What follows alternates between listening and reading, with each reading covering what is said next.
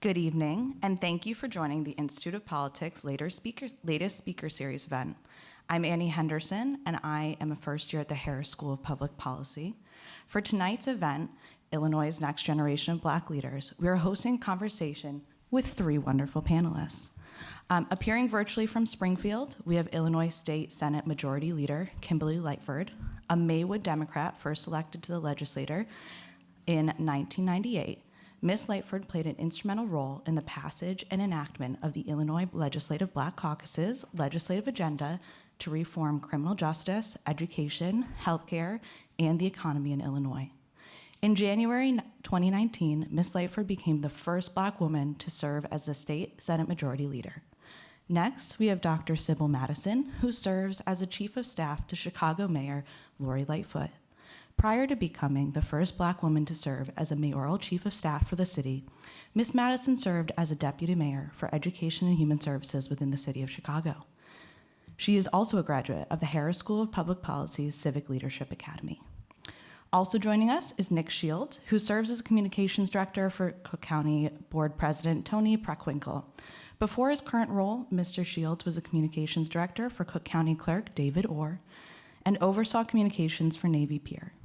Mr. Shields is also a graduate of the Harris School of Public Policy's Civic Leadership Academy. Our moderator for tonight's event is Taman Bradley, anchor of WGN Evening News and WGN News at 9 on Saturdays and Sundays. He previously worked for ABC News in Washington, D.C. Before we turn to the conversation, there's a couple of upcoming IOP events I'd like to highlight. Tomorrow, join us for a discussion about public safety and civil rights, featuring a discussion with U.S. Rep. Karen Bass and others.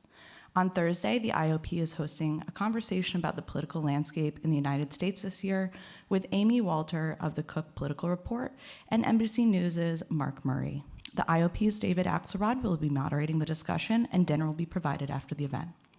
Both events this week are in person, and you can find out more on our website. Finally, don't forget to sign up for our newsletter so you can stay up to date on everything IOP related, including internships, more fabulous events, fellow seminars, voter registration, and more. Thank you again for joining us this evening. Please welcome Kimberly Lightford, Sybil Madison, Nick Shields, and Taman Bradley.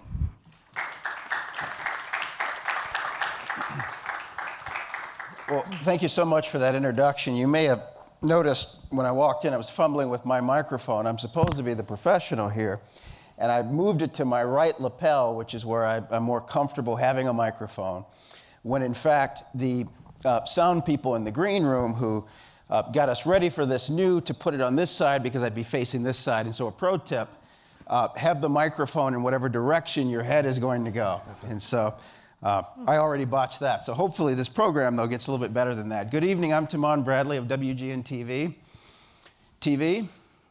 Ask your parents. It's great to be here with you at the Institute of Politics. I am a big fan. This is such a wonderful environment for the next generation of leaders to learn and train. We know you will take the tools that you develop here out into the world and elevate our nation's politics. For the next hour to 90 minutes, we're going to have a candid conversation about racial equity with these Black leaders here in Illinois. Kimberly, Sybil, and Nick are political heavyweights in Chicago, Cook County, and Springfield. These all-star professionals are part of the changing political tide. Now, most people here tonight, they are familiar with Lori Lightfoot, Tony Preckwinkle, and Emmanuel Chris Welch. They are Black leaders in important posts. But helping them are scores of people behind the scenes, including Senator Lightfoot, who is in leadership, Sybil and Nick. And so we want to hear, Nick and Sybil, about your roles in government and how you got your job. And Senator Lightfoot, we want you to talk about Senate leadership and a little bit about your journey to the state Senate. So let's just go ahead and get right to it. Why don't we start with you, Leader Lightfoot? Tell us about yourself. Good evening to all of you, and I'm so happy to join you virtually. I'm in Springfield this evening. We are in session today, but my name is Kimberly A. Lightford. I am the Illinois Senate Majority Leader, and I began serving in November of 1998. which now means I've been there about, let's see, 20 some years times 7, a little over 100 years in politics. And I often feel like I was before my time. I was the youngest senator ever elected to the Senate at 29 years old. And back in 98, the legislature was just so extremely different than what it is today. I don't have the story about parents in politics. My grandmother had a sixth grade education.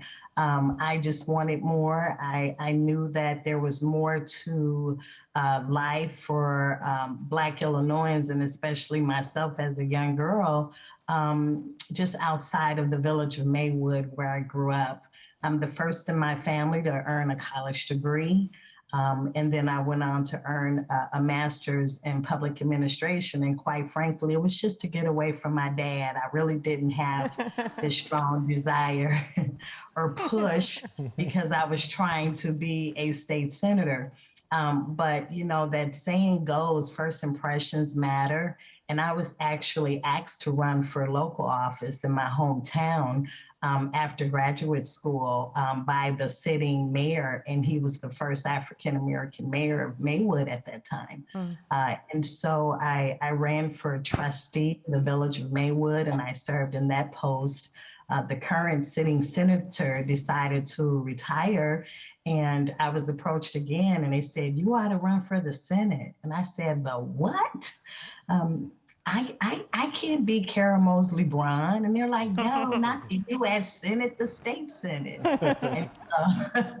And so just to show you how naive, I was never interested in government or politics because I always felt like it wasn't teaching me truth.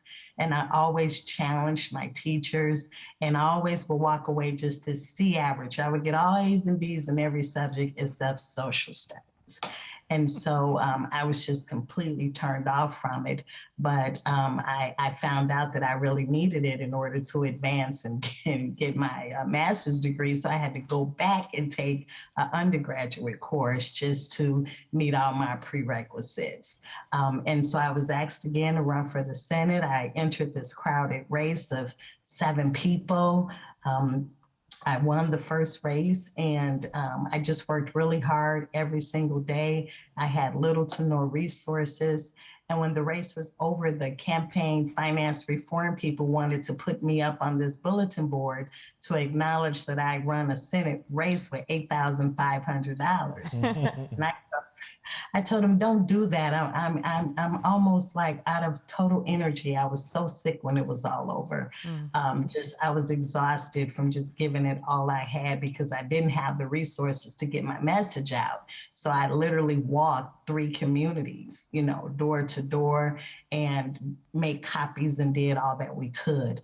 But I was successful then, and I'm still around. So I'm just blessed to be able to serve. It's what my grandmother and my great grandmother just taught my family, how to be givers with the little bit that we had. I just didn't know it had a name. I didn't know it was in the name of public service. I didn't know that it had a name until I pledged Delta Sigma Theta, and my sorority is a public service sorority. So then it started making sense. Okay, this is what we're doing. We're giving back. We're helping in the community. And I've just embraced it ever since. 1-year race for $8,500. That won't even pay for dinner when Springfield goes into overtime. Sybil. Yeah. Thank you for handing it over, Soror. Okay, Soror. Always good to do a little connection. Yes. Similarly, I didn't expect to be in this role. This is my first government job. I was the Deputy Mayor for Education and Human Services before Chief of Staff, and I'm not the first African-American woman to hold this position, so I don't want people leaving here thinking I was the first. But I am a clinical and community psychologist by training. A lot of people don't know what a community psychologist is, but a community psychologist looks at systems and believes that if you change systems, you can then prevent intervention that's needed at an individual level or even a family level or So the system that I've always chosen to intervene in is the education system. Since 1995, worked in and with largely CPS schools around various aspects of reform, educational reform. And then right before coming into government, was working on out of school, getting more young people connected to out of school experiences. So didn't expect to serve in government, was in the Civic Leadership Academy as a not-for-profit kind of person. Had no idea that by the time I finished, I would have the opportunity to serve in the administration. But from a systems point of view, feel very humbled and honored to be able to work and think at a city level, at a community level, and have the opportunity to affect change. Yeah, I think that's what I'll say about myself. We got it, Dr. Madison. Nick. Yeah, first of all, let me just say thank you. Thank you, everyone, for being here today. I got a few more thank yous. I want to thank the Institute of Politics for this opportunity, the Civic Leadership Academy. What an incredible experience. So thank you. My background and how I got started. My mother was a school teacher for Chicago Public Schools. She taught at Paul Cuffey, Poe Classical School in a third. My father was a mailman for 20-some years. Public service is what we know, right, in my family. We always read the newspaper every single day, and I'll tie it back in a minute. But we got the Tribune and Sun-Times every single day. My father always jokes and says that which he did, he always read the classifieds to me every single day, expecting me to get a job as soon as humanly possible. So that being said, to connect the dots, I'm 12 years old, getting ready to graduate from Kellogg on the South Side, and I was a gamer back in the day, and I was upset because there were no video game reviews in the newspaper, right? So my mom said, why don't you write a letter to the newspapers and say, why don't they do that? And so I did. And so I wrote a letter to the Tribune asking them why they didn't have video game reviews in the paper. They wrote me back, and I tell you no lie, my 13th birthday, they did not know it was my birthday. They said, hey, how would you like a job? Oh my God. So from 13 to 17, I wrote video game reviews for the Trib. That changed the entire trajectory of my life, right? And I saw so much. I was in a lot of newsrooms, typically one of the only African Americans in the newsroom, or one of the few, right? So I experienced a lot very early on. To the students here, I did internships every single year. My freshman year, I did internship at a place called Fox Sports Net that's now defunct, and they just have Fox Sports. My sophomore year, I was at the Milwaukee Journal-Sentinel, thinking I was going to be in newspapers forever. My junior year, I wrote for the Daily Illini. I went to Champaign. And while I was there, the local newspaper, the News Gazette, had an opening. And I said, well, why work for the school newspaper when I could work for the city newspaper, right? So I applied there, and they said, yeah, we'll take you. And then from there, I got into an incredible program, a fellowship that sent me to the LA Times right out of school. So I was a reporter for the Los Angeles Times for a year, and then after that I went to the Baltimore Sun, where I was a reporter for a couple of years. Thinking I was always going to be in journalism, and over the course of time I was thinking, you know what, I've been doing journalism since I was 13 years old. I'm thinking about doing something different, This incredible opportunity to work at Navy Pier came up, and I decided to switch course.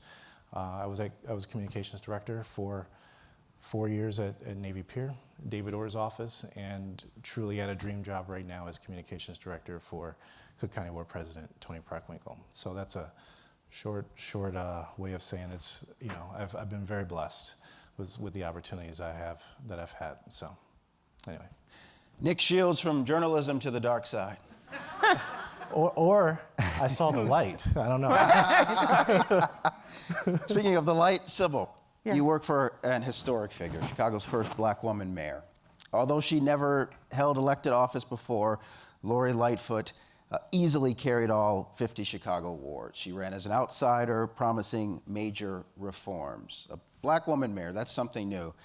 We know you examine systems, so how is the system of Chicago politics different under Mayor Lightfoot?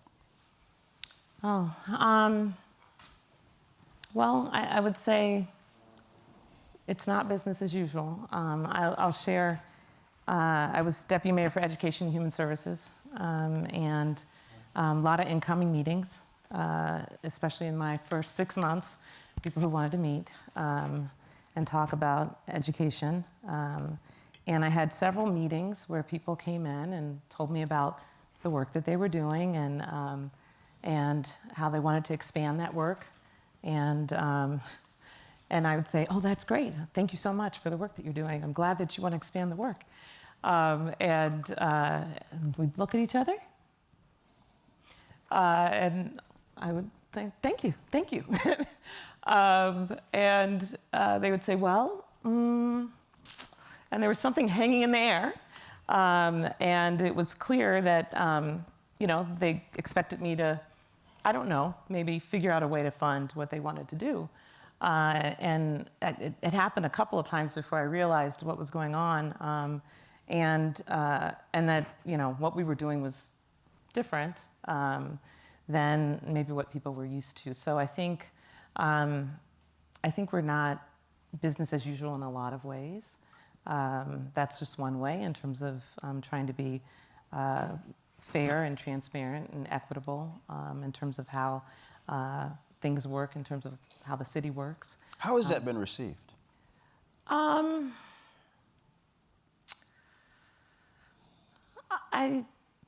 I wouldn't say that it's been received well. I mean, I think it's a change. It definitely puts more onus on us to make sure that people are aware of opportunities, that people understand how the city works. We recently participated with Cook County and the state, talking about all of the resources that are coming our way from the federal government, and had what we called a readiness summit to help people understand not only what resources were coming down the pike, but also what they needed to do to be ready for those resources. And I think because these things haven't always happened systematically, we've received a lot of pushback on that. The other thing I think that we've also had an opportunity to help people understand just how government works, that there's not a pocketbook or a purse or a bank account, that we make appropriations for our budget the year before. So if I'm having a conversation with you in 2022, a lot of the decisions have been made already through the budget that was passed through the council. And I think that those have been good conversations in terms of helping people understand how things actually work, and helping people really participate fully in how they work. I would also say, in terms of differences or changes, I think that we've tried to be much more inclusive. I think a lot about the number of people who can call a number of people who are in the mayor's office, and have access in a way that they probably didn't have before, in terms of being able to sit down, talk to us, raise important issues, be heard, and actually see that play itself out. So I think those are two differences in how we're trying to do things. Gotcha. In City Hall. And Nick, Cook County Board President Toni Preckwinkle, a veteran of politics. She's held her position since 2010. Before that, she was a Chicago alderman for 19 years. Vast experience in politics. What have you learned from her? So much, truly, beginning with leadership and the way in which she is managing one of the largest counties in the nation, right? The way in which she puts equity first in everything that we do. This is not a talking point. This is our standard. This is in every conversation that we have, every policy conversation. How we operate, equity is at the forefront. That is just the truth. And she's been doing this, she's been living it, right? And so it's been great to walk into that and see that truth to power and to be a part of it. You know, you look at what we've been doing just over the last couple of years when it comes to ARPA, right? I'm sorry, when it comes to COVID and the impact that we've been trying to have when it comes to our residents of Cook County. I mean, we've done rental assistance. You know, we're talking about doing abolishing medical debt plan. So many different things that we've been doing over the last year. Just putting shots in arms and that educational awareness component to it. You know, making sure that we've got utility assistance, housing assistance. I mean, that's just within the last 2 years, right? She walks the walk and talks the talk, and it's great to work for a leader who you can say that with confidence and with truth. And we're going to return to COVID later in our discussion. Leader Light, after Michael J. Madigan's nearly 40-year reign as the leader in Springfield, your colleagues in the House elected Emanuel Chris Welch as the first black speaker. On the Senate side, you're one of the most influential lawmakers, as you were talking about earlier. And as someone who's made a number of reporting trips down to Springfield, I'm always struck by the number of black lawmakers, staffers, and lobbyists. There's a huge black influence down there. So I'm just wondering what you and your colleagues have been able to deliver for black residents. Thanks. You know, first I want to say that black influence has just grown recently over the last few years. I'm terribly proud of my state representative, Chris Welch, to be named our first African-American Speaker of the House. He and I grew up together from the village of Maywood, and that's a community that many people look down on and say nothing's good come from that community. And he and I both are in two of the highest ranking positions in state government as far as the legislative body. But overall, you know, I was the chairman of the Black Legislative Caucus, and we knew that when the Black Lives Matters movement was just really high and full force, because all of those injustices that were taking place, you know, COVID played this huge role in just sitting us all down. You know, all of us were in this stay-at-home order. People across the country saw what we all saw at the same time. And I knew then as the chairman that I've got to do something big and bold and impactful and meaningful, and that would change the course of Black Americans being born. There's a percentage across this country that says 52% of Black people are born into poverty. So just don't even have a shot. You're just born into a system of injustice. And when I look at state government, especially having been there for 22 years at this point, I saw a lot of practices in our system of government that were deeply embedded in systemic racism. And any time I tried to make a difference or I debated an issue, I would be seen as the angry Black woman. But if any other nationality spoke up for what they believed in, it was okay. It was just strictly okay. So I spent time during my tenure of building up the Black Caucus to say, you know, our voice matters, our opinions matter. We want everyone around this building, this institution, to be concerned about what the Black Caucus is thinking. And at that moment, we had the attention of all legislators. We had a governor that believes in equity and working with the Black Caucus. And I came to the caucus and said, we have to do more. I don't know what that is right this minute, but just stay with me and we're going to do something. And so we ended up building out the Illinois Legislative Black Caucus agenda to rid Illinois of systemic racism. And what we did was actually just looked at our lived experience and from what our communities identify as existing barriers and what they're constantly confronted with that brings about all of these challenges and inequities. And we came up with this 4-pillar system that honestly, it was just a vision God gave me, and I didn't know what to do with it, but I, leaned on others and say, hey, what do you think about this? Let's set it up this way. Let's have a retreat. Let's spend hours. We have to invest time. We have to do the work. And we came up with criminal justice reform, um, um, education and workforce development, economics pillar, and our healthcare and human service pillar. So we came up with this 4-pillar system that has so much embedded under each pillar. And so I was thinking, the last time I've seen an omnibus bill was in 2000. And I bet you if I go that route, no one will even know what I'm doing. And it worked. And so we were able to use an omnibus bill to come up with a number of initiatives that, once implemented over a period of time, will begin to change the trajectory on how Black children are born, the course that they take through the education system, the lack of economic supports that their parents are enduring, just a much fairer system where they feel safe in their own communities and protected by law enforcement who should be protecting them. And then the health and human services. If you're not healthy, it's very difficult to live a robust lifestyle when you don't have adequate access to health care. So we really just went there.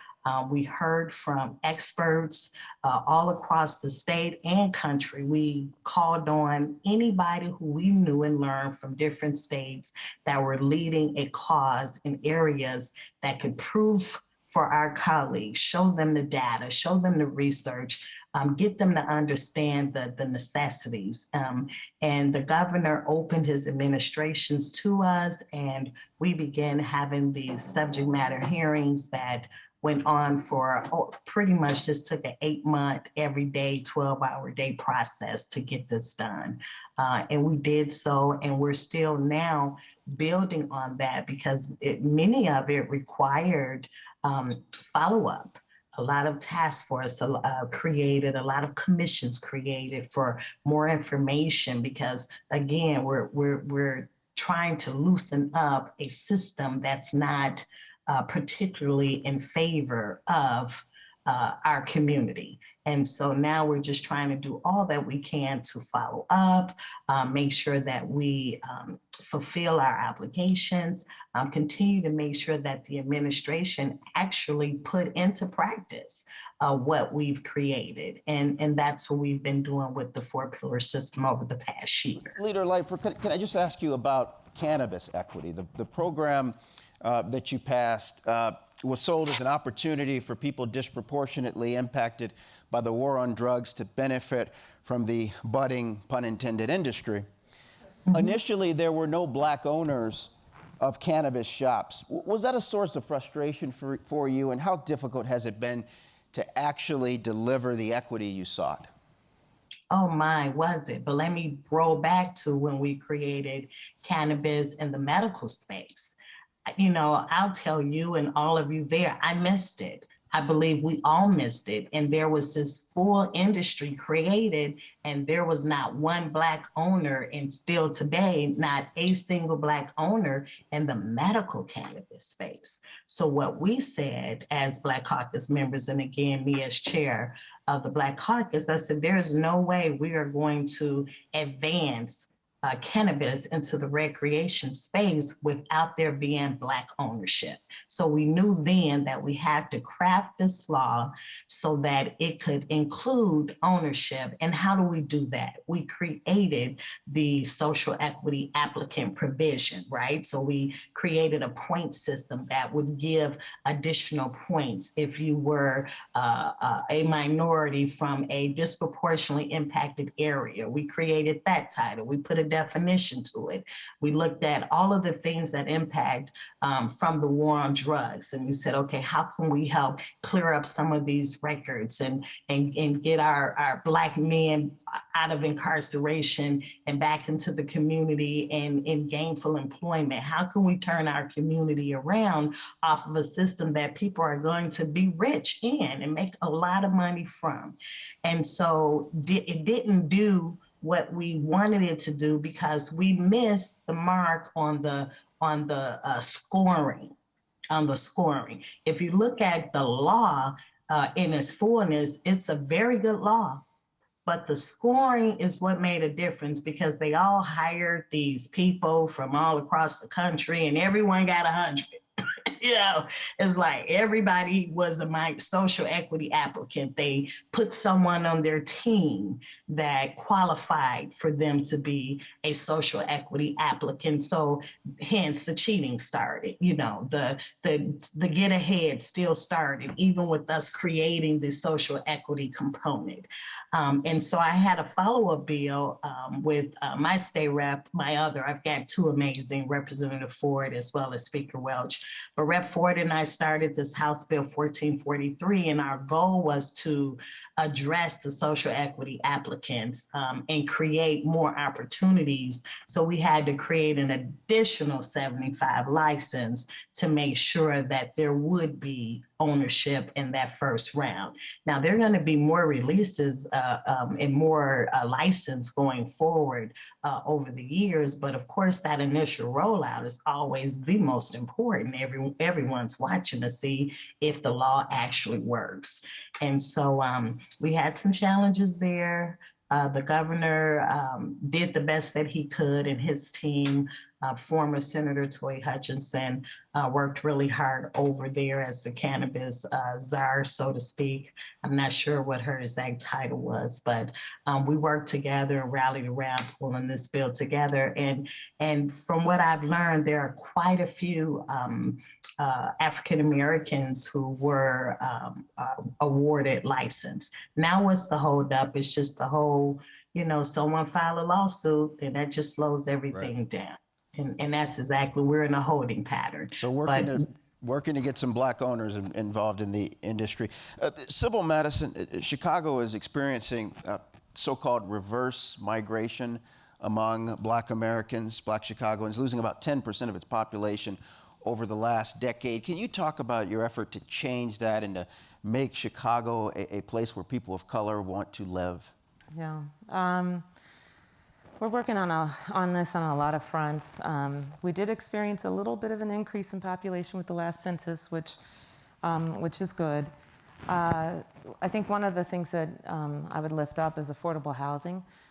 We've invested over, I think, $1 billion in affordable housing, resulting in, I think, almost 1,200 new units. And thinking about how that housing needs to be located near transportation. So we know in our city, especially on the south and west sides, we have folks who live very far away from their jobs. So our housing strategy has been to locate housing near transportation, but also make sure that affordable housing is all over the city and start to chip away a little bit at the entrenched segregation that we have here in the city. I think our efforts to ensure that our education system is strong as well is another area that I think will attract people. And then, of course, working on violence and ensuring that we increase community safety in all our communities. We're focused on the 15 communities in the city that are experiencing the most violence and really trying to put in some targeted strategies, working with community leaders from those communities to understand what the strategies should be and organizing our resources around what leadership at the ground level is telling us will make a difference. I want to talk about violence with all of you, but you also have your Invest Southwest program. Can you tell us if any of the projects you've started to break ground and where you are with that? Yeah. So Invest Southwest is in 10 communities across the city on the south and west sides. These are communities where the city had vacant property that was contiguous, and the idea is to invest. We're committing $750 million, city dollars, to invest in development in these communities, in these areas where we have some control of the land. It's somewhat of a medium to long-term play, but we know that when we make those investments garner other investments. So far we've put in $525 million into projects across these 10 communities, broken ground at least one site in North Lawndale, breaking ground on 3 or 4 other sites this year. And we're seeing private investment follow public dollars. So over time in these business quarters in these 10 communities, we hope that we can spur economic investment. We know that in these communities in the South and West Side, people are spending their money, but how do we bring that money back into the community? And Invest Southwest is one way to spur that economic development. And Nick Shields, Cook County has a 5-year plan to combat inequality. And back in November, the board passed the largest ever budget. Most of the spending is on public safety and health care. What additional services should people expect? And what is this 5-year plan to combat inequity? Sure. Or inequality? Sure.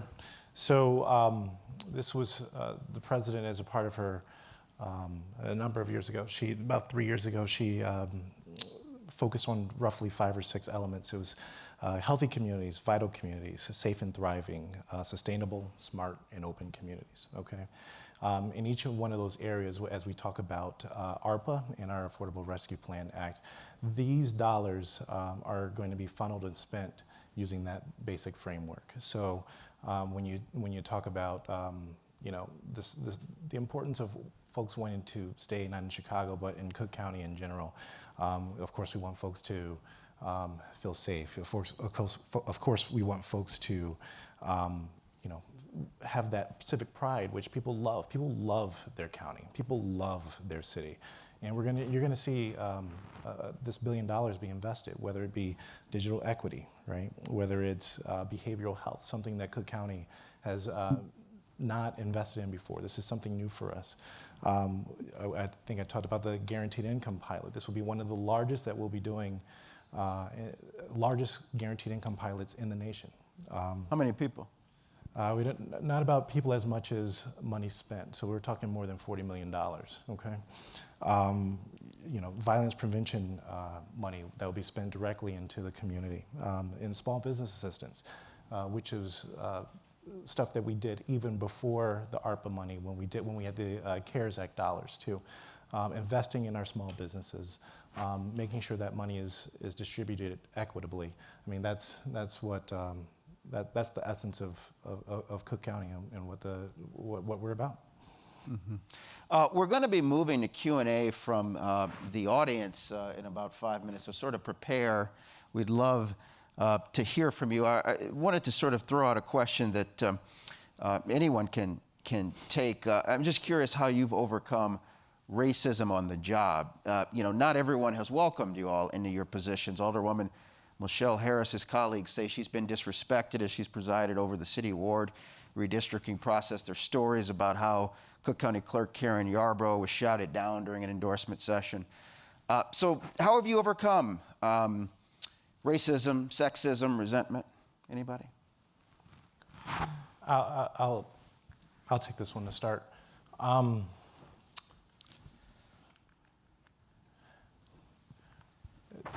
I'm going back to back when I was a reporter, and my mother had just passed away, and I was still going to work every day, and very tough time. You know, you lose your parent at an early age, early mid-20s, and I remember one day, you know, I was just racing it out of the house, looking a little disheveled. I will admit to that, and I get to work.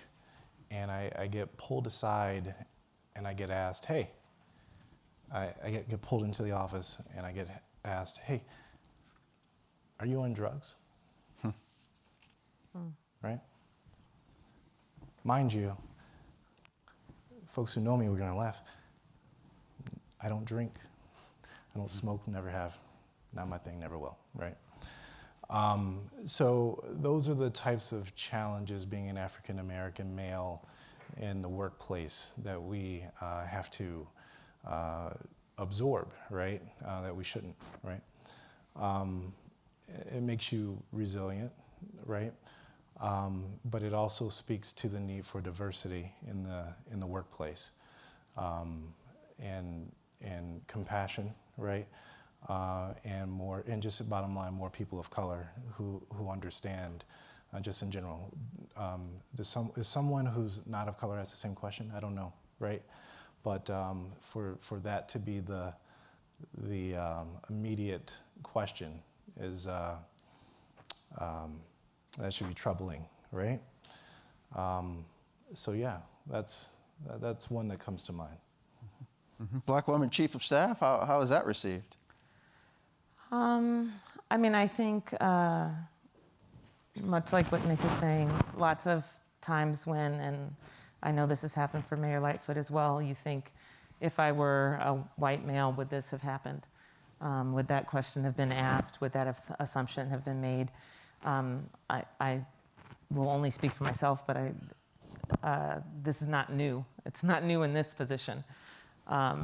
And agree that those experiences just help you build resilience. I grew up in a household. My parents are from Prince Edward County, Virginia.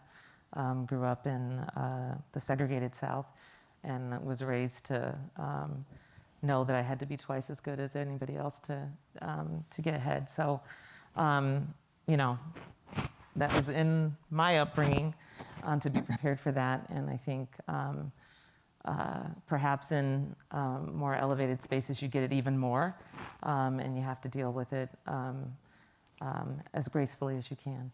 You all have mentioned equity and dismantling systemic racism tonight.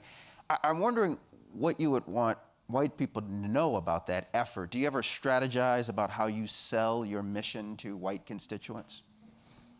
Oh, sure. May I? Yes, please. Definitely, because my district is not just an African American district, and I represent all walks of life. And I represent River Forest, one of the most wealthiest communities. I represent LaGrange Park, but then I can also go to the Austin community, and I can go to Maywood and Bellwood and Broadview. And so for me, it's being consistent. It's really having true values and morals and not lacking in integrity. The same conversation that I have in the Austin community is the same conversation that I have in River Forest. And what I learned is people begin to respect you when they know that you're just you. I mean, if once I retire, I don't know if I could make it to 200 years in politics, but as soon as I retire, I believe that some of the things that will be said about me is that she was real. I mean, I hear people say that all the time. She's real, she's honest, she's not gonna, tell you what you want to hear just to pacify you. And I learned that early on because, as I stated earlier on, I was 29 years when I was elected to the Senate. The Republicans were in charge in Springfield. Jim Edgar was still the governor for that veto session. And Pate Phillip was the president of the Senate. And so not only was I at the bottom of the barrel of the Democrats, I was definitely overlooked and disrespected by the Republicans and my colleagues that were Democrats and my colleagues who were Black. And there was only a few Latinos, but it was just, they had an issue with my age. And I thought I did all that I was supposed to do. I did what I was told to do. And now I'm being punished for arriving here younger than I guess they had arrived. And so what I did is I started reading all their bios. I started looking at what they do. I began to study my colleagues so that I can understand, why do they walk past me as if I don't exist? Don't they see me standing here? Or why is it when I go into a committee room and I present a bill, someone will say, well, you don't know what you're talking about. That issue was out before you were born. And so I'm thinking, wow. So I challenged that chairman of the committee at that point and say, well, then why isn't it resolved? Why haven't you done your job to fix it? And so she later on came and apologized, but she apologized in private, but she publicly humiliated me in front of a lot of people. And so I told her, I'll accept her apology because she was kind enough to come give it, but I don't know that I receive it in that the same way that she gave it to me, that she had embarrassed me in front of all of those people. But I take all of those stories with me as I go. Even till today, I'm still humiliated by some. There's still a lot of racism that exists. Especially coming up with this pillar system, people really showed you what they felt. And had it not been for everyone watching and seeing at the same time, I don't know if we would have had this amount of success. In addition to just the Black Caucus working in unity, recognizing that this was our moment that we had to seize. And also knowing that I was in a leadership role, that I wasn't going to relax or let up until we had something solid that could help our community. And so racism to me, it challenges me, but as my Sora just mentioned, my dad had me playing chess with him when I was a little girl. I couldn't go outside and play until I played chess with him. And if it wasn't chess, it was Connect Four. And if it wasn't Connect Four, it was some type of game to make me think, to challenge me, to look in different ways. I didn't know what he was doing. I wish he would have just said, Kim, I'm trying to prepare you for life. I just wanted I just wanted to go outside and play. But I often reflect on some of that as in, oh, wow, look at my foundation that my dad helped me build unknowingly. But I want to challenge most, if not all, minorities today to tell your kids what it is you're doing and why. Stop, allowing us as young kids to try to figure it out. I think there's a lot of trauma that there wasn't a definition of trauma. But once I learned what trauma was, I go, oh my God, I've had trauma in my life since I was very young. And so I think it's important that we began to be open and honest about what it really is to be born and live Black in America and in the world. Anywhere you go, Caribbean islands, it doesn't matter where you go, you see Black people as servants. They're underpaid, they're mistreated across the world. And we've got to recognize that racism exists everywhere and we have a responsibility. And I don't blame all of my white colleagues or all white people at all, because they were born in a system that was different for them. So you learn what you live. And my parents always say, when you know better, you do better.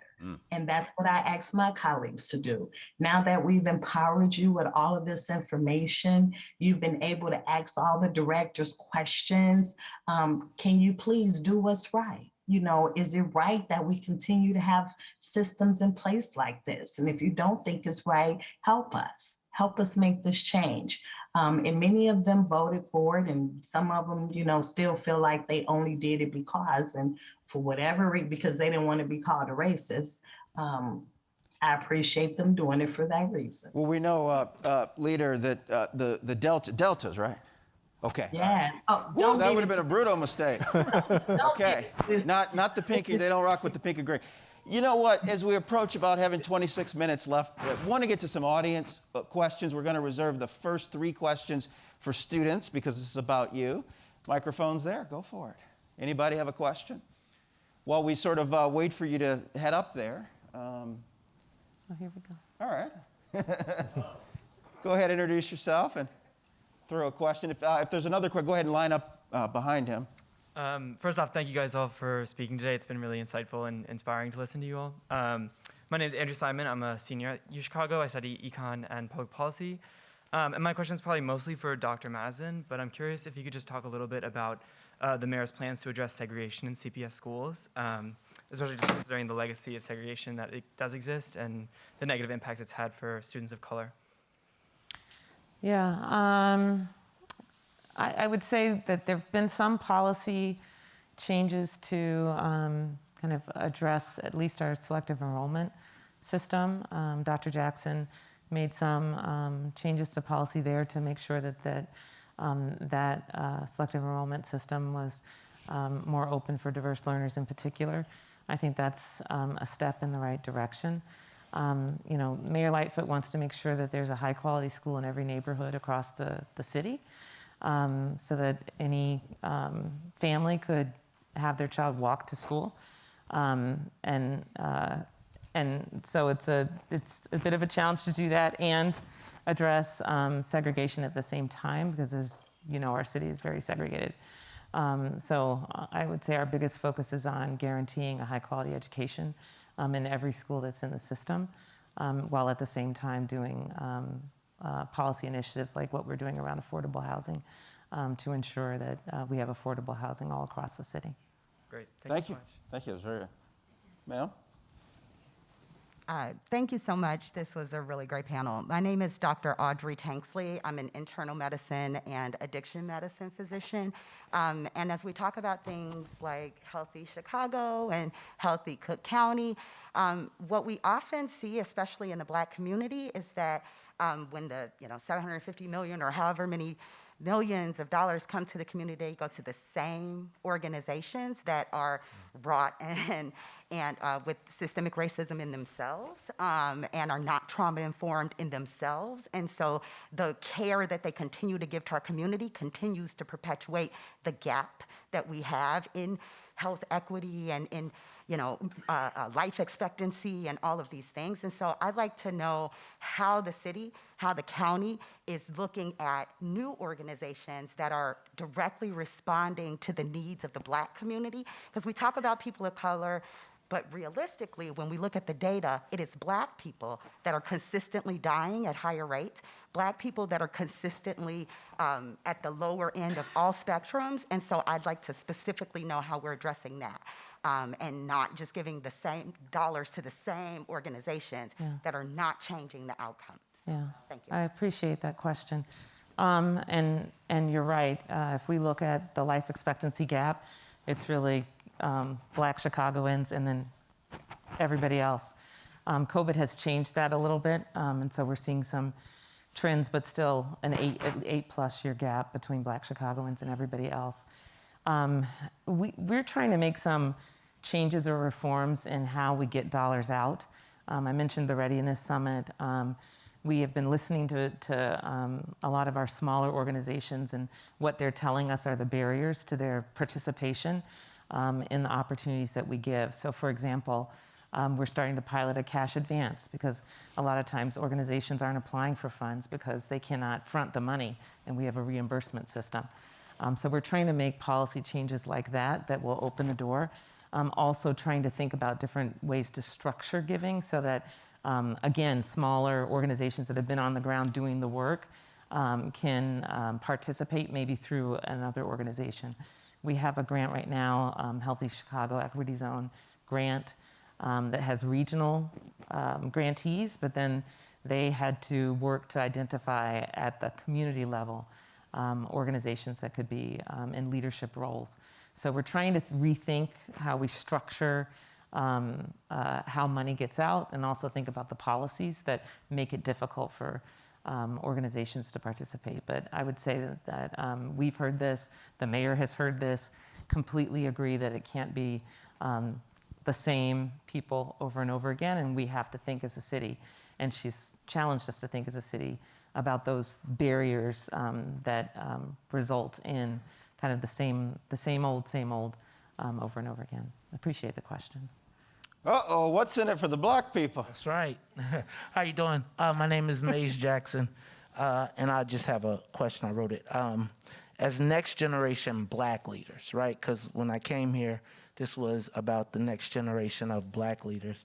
I want to know what the future of, what you all see as the future of Black Chicago, particularly as I hear us continually talking about people of color, and as we're watching this people of color debate play out in the city council. And additionally, where do you believe we fit as it relates to the rights of undocumented immigrants to vote in municipal elections, because we're seeing it happen around the country, and it is part of the disenfranchisement of Black people, not people of color. So I'd like to hear a response to that.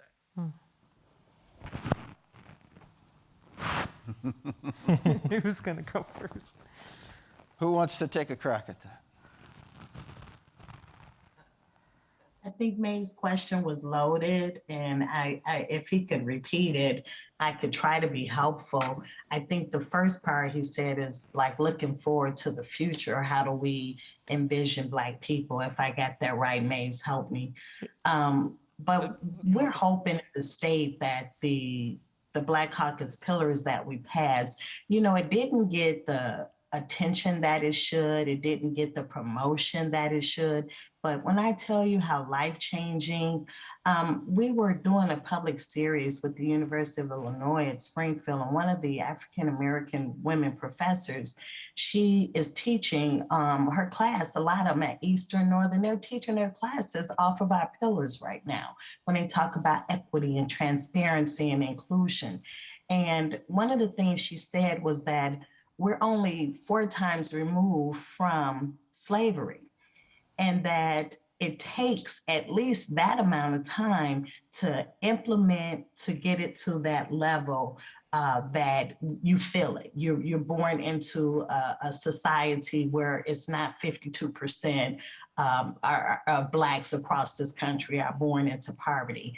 But she says just the education pillar alone would erase 2 decades, So and that's why I'm just so stern on implementing this to its fullest, because if this is implemented accurately, instead of 40 more years of poor education systems that are constantly developing individuals who cannot pass the city exam for a community college level, systems that do not take preschool children and ensure that they're ready to read by kindergarten, systems that automatically do not allow graduates who have a 3.5 GPA from high school, did a wonderful job, did all they could, but their high school didn't have basic requirements that the University of Illinois at Champaign-Urbana is asking for, so they automatically are disqualified,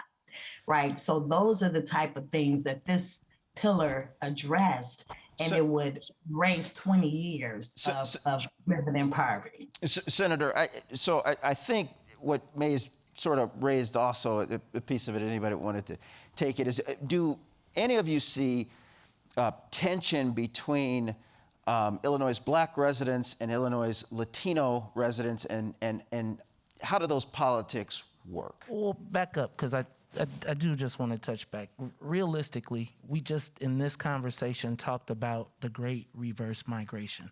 We're seeing Black people leave the city of Chicago. We're seeing Black people leave Cook County. At the same time, we are seeing a tremendous push for undocumented immigrants to get full rights. We've removed citizenship from our city documents. And so my question, because this forum was about the next generation of Black leaders, what do you see as the future for Black leaders here in Chicago? And then how does that work in conjunction with the rights that we are seeing happen for undocumented immigrants to vote? We're watching it play out right now in the city council. All right, So thank you, Mays. We got it. Mays, I'm not sure if I'm going to answer your question completely, but I'll just speak personally. Look, I've got a 5-year-old son and 2.5-year-old twins who I'm raising right here in the city of Chicago. I love this city and I love this county, right? And we're invested into the city and this county. They and our other children are the future of Chicago and of Cook County. They are the future, and so we have to invest in them. We have to invest in them, and it starts from the very beginning. When it comes to your question about non-citizens, I mean, we're going to help everyone. That's what government is here for. Period. I'm not gonna get into the political question. I'm going to get into the moral issue and the moral answer. And the moral answer is we will always help and support our folks and residents of Cook County. Period. That's government's responsibility. Mm-hmm. Go ahead, sir. Thank you for this opportunity, and thank you. And I just wanted to say to our Black leaders that I commend you all for the hard work that you all have to do to try to fix a system that's not designed for black men and boys and women to succeed in this city. My name is Tyrone Muhammad, and I'm the Executive Director for ex-cons for Community and Social Change, a violence prevention, conflict resolution, mentor, re-entry program. And I would say to you all and elected officials, I know Rep. Lightfoot, Senator Lightfoot, I'm sorry. I would just say to you all, it is unacceptable for the 80s war on drugs, Reagan, and the 94 Clinton crime bill to build prisons off the backs for 50 years for cannabis. And black men and boys still getting locked up every day on these corners. I know because I deal with them. And I also talk to the young men that's in prisons for cannabis. And I say to our senator that recreational cannabis shouldn't have passed without formerly incarcerated person and those who lives were affected by the war on drugs without being points. As you say, Senator, we are the veterans of the war on drugs.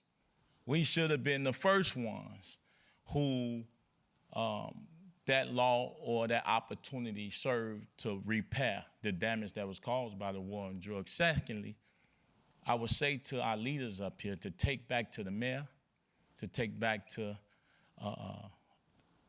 Prattwinkle and J.B. Pritzker if he's listening.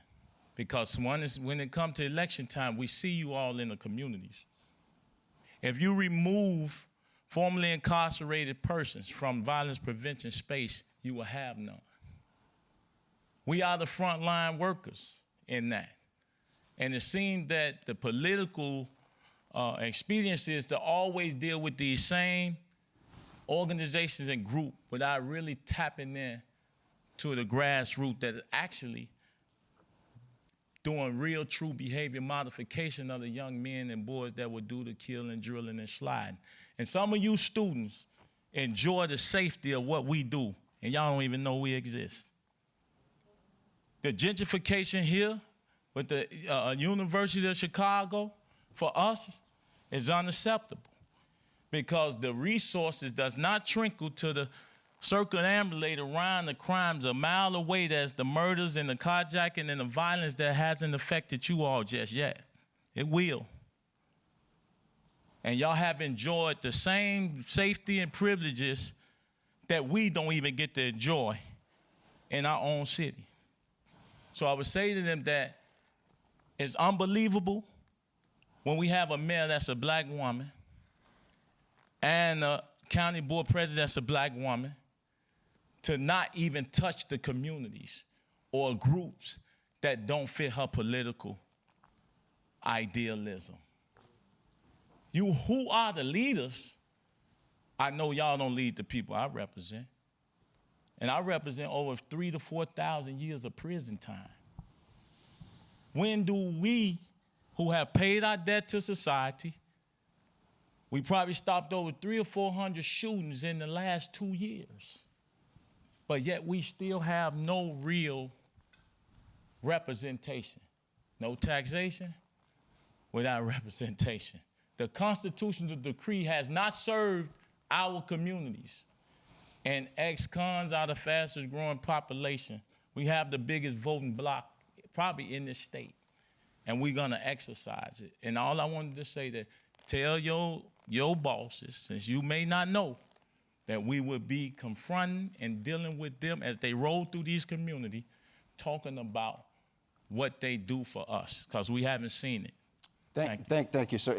You know, as I think we sort of saw, and I'm going to get to you, sir, from these questions, there is sometimes a sense that African Americans rise to the top of politics, but it's just a personal achievement. You know, in Chicago, about a third of African Americans live in relative poverty. And I'm not picking on Chicago. We have other communities throughout Illinois. But we have a number of black leaders in the city, in the county, and the state. What do you say to people who see your agenda, they hear the talk of equity and dismantling systemic racism, but they don't feel the impact? What do you want them to know? I would like for them to know to get involved and become more engaged with what government is actually doing, what civic engagement responsibilities and rights that they have. And the previous gentleman that just spoke, he misspoke. The expungement was one of the main articles in the cannabis legislation. Thousands of records were cleared that had cannabis convictions. They may have also had some other. Sir, let her answer. There may have also been some other charges that they also had that didn't free them from the system because it was only to clear up the war on drugs piece that was on their record. So thousands, it's the largest expungement release bill in the country. And if you can find something that come even close, please share it with me.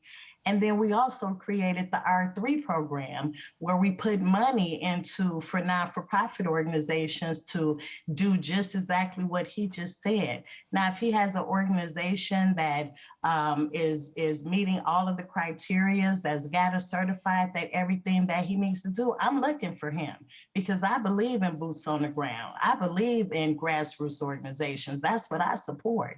I don't mind going door to door. I'm not afraid of my community. I'm not afraid of the people around me. You all know I've been carjacked recently. That was terrifying to have a gun in my face after I spent my whole career for that young man right there. I bust my butt for him for 23 years and he had a gun in my face and two guns on my husband. So none of us is free of it.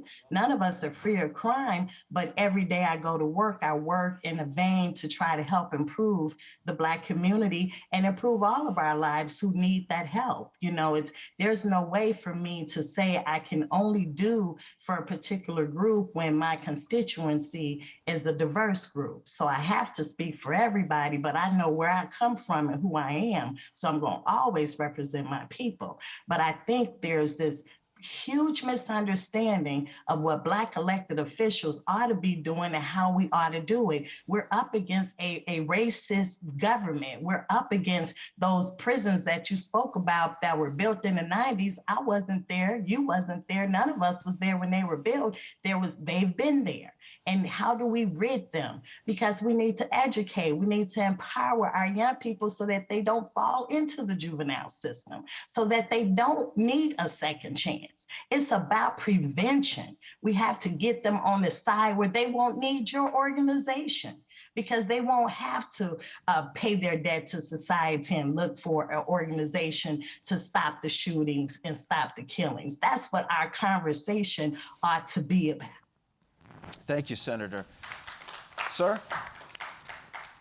Good evening. My name is Gregory Sherman. I am also with Ex-Cons for Community and Social Change. I am also a survivor of the war on drugs. I have a comment first just because the senator spoke about expungements.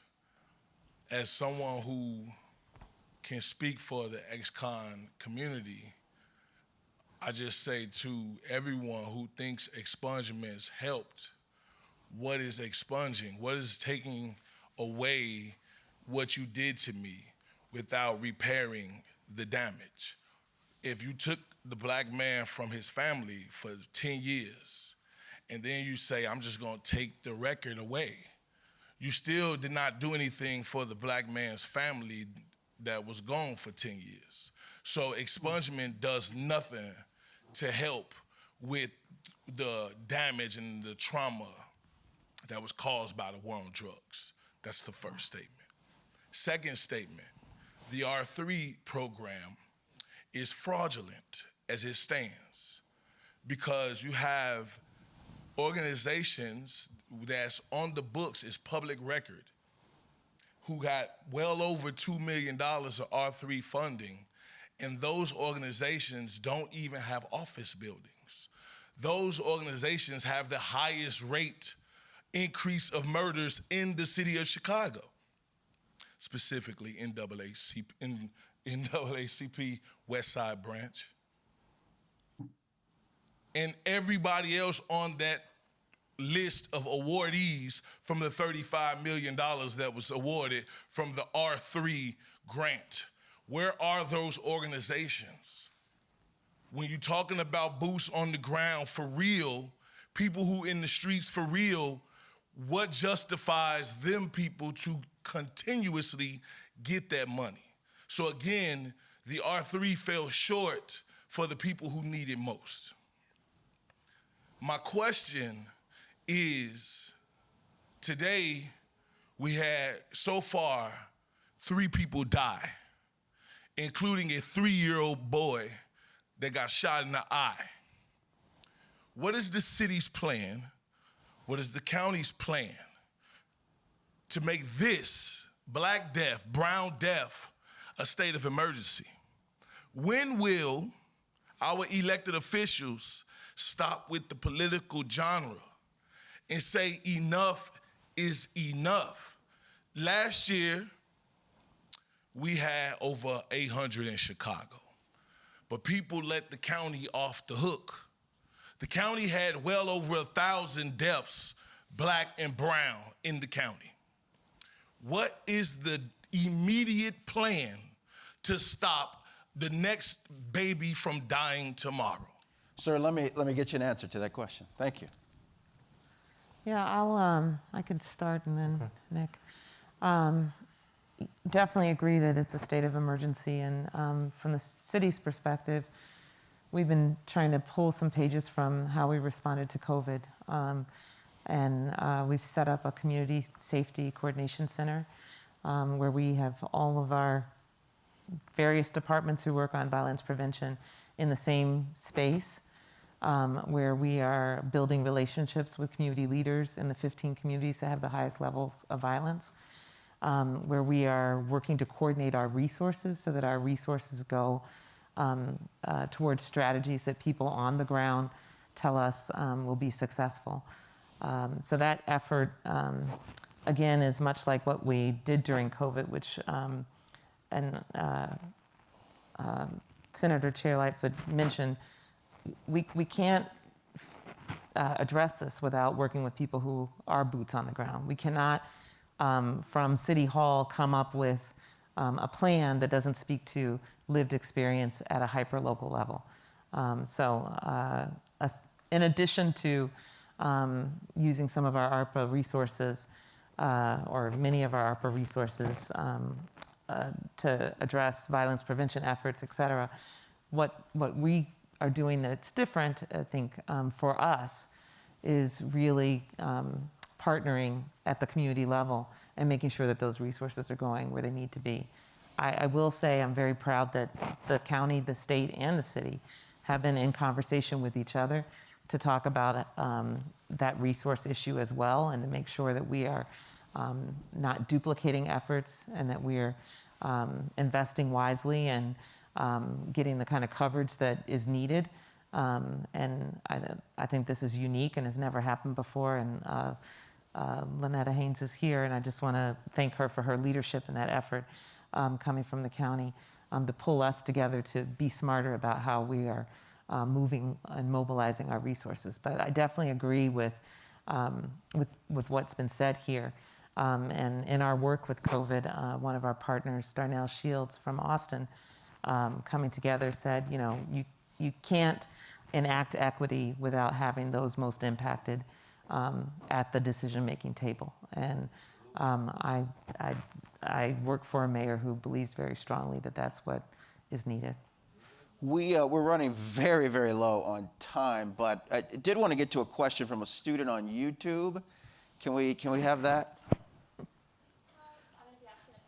Behalf of a YouTube viewer. So Bonnie Richardson asks, can you speak to the Aurora mayor running for governor as a black anti-BLM candidate?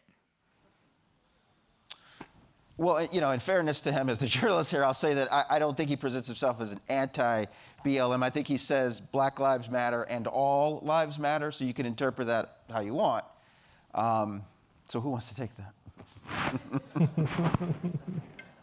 I find that if all lives matter, then there wouldn't have been a need to say Black Lives Matter. There was a reason why there was a push and a creation of Black Lives Matter, because Black folks was being killed by police in the streets openly. Black folks were being put in prison who wrongly convicted, and it's been happening. And there was a group that says, enough is enough. We have to stop this. Black Lives Matter. And I saw the commercial. I don't know if I remember him saying Black Lives Matter. I know I saw him say All Lives Matter. And I would agree with that. All of our lives are very important. All of our lives matter. But if we don't all believe that Black Lives Matter, then there lies the problem. And so that's the work that we're doing. I know the mayor in Aurora. He's been supportive of me, but I don't know that his points on this particular issue is in the right direction, as it relates to law enforcement and the challenges that our Black communities are faced by law enforcement. I was never a supporter of defund the police, because we need police protection in our communities because of all the challenges and the trauma and all of the things that we deal with being born Black. But we also needed to make adjustments to how the resources flow and why. And get to a better way of providing more supports in other areas. So mental health supports is important.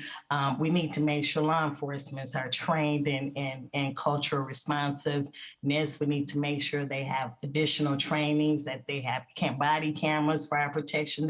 There's a lot of things to fund. So defunding the police wasn't the idea for us. It was more a shifting of the resources to better accommodate community policing and building a better relationship. So I'm not sure that I support his angle in our criminal justice reform piece that he's attacking right now.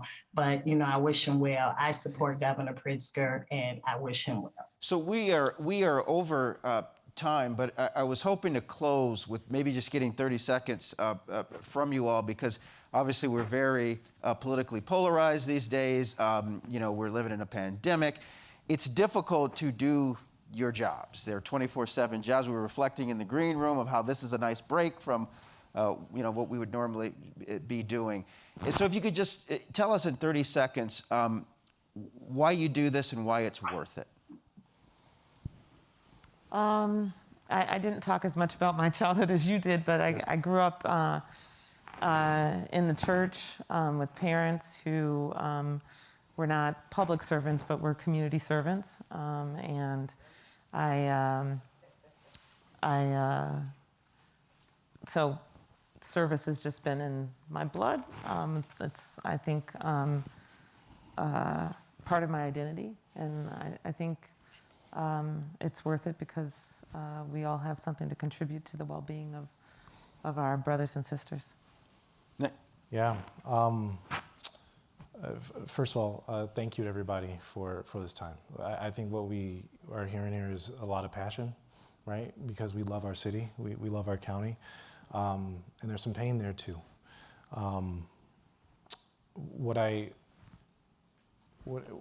Gregory, I hear you. Like I said, I got a 5-year-old. I got a 2.5-year-old twins too. You know what I mean? I get worried too. I want to make sure they get home safely, right? I want to make sure that, they have a full day at school and there's nothing that happens to them at school. I want to make sure that, we don't get stopped by police and have an issue. You know what I mean? I want to keep them out of the criminal justice system.